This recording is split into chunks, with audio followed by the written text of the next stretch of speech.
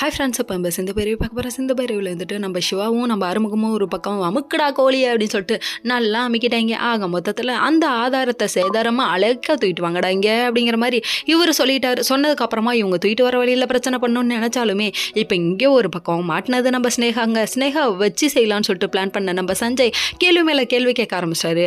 அதாவது உங்கள் நம்பருக்கு எப்படி ஃபோன் வந்துச்சு, எப்படி நீங்கள் சம்பவம் நடந்த இடத்துக்கு 10 நிமிஷத்தில் வந்தீங்கன்னு சொல்லி கேட்க, எனக்கு யாராவது பார்த்துட்டு ஃபோன் பண்ணியிருக்கலாம் அப்படின்னு சொல்லிட்டு வளர ஆரம்பிச்சிருச்சு. ஆஹா, மாட்டிக்கிட்டான்டா கோபால், வளர்றதுலே கண்டுபிடிச்சிடுவாங்கடா அப்படின்னு நம்ம யோசிச்சா இந்த பொண்ணு ஒரு பக்கம் ஊர் பூரா கேம்புக்கு என் நம்பர் தான் கொடுத்து வச்சிருக்கேன், யார் வேணால் ஃபோன் பண்ணியிருக்கலாம் இல்லைன்னு சொல்லிட்டாங்க.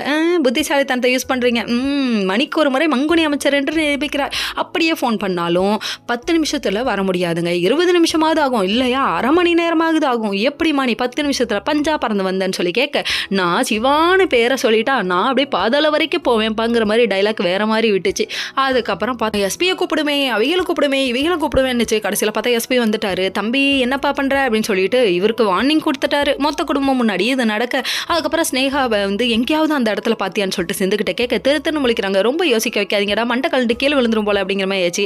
மண்டா பாத்திரம் அப்படிங்கிற மாதிரி ஆயிடுச்சு. அதுக்கப்புறம் பார்த்தா நம்ம சிவாவும் நம்ம ஆறுமுகமும் அங்கேருந்து வர்றதை தடுக்க நினைக்கிறாங்க ஸ்னேகா.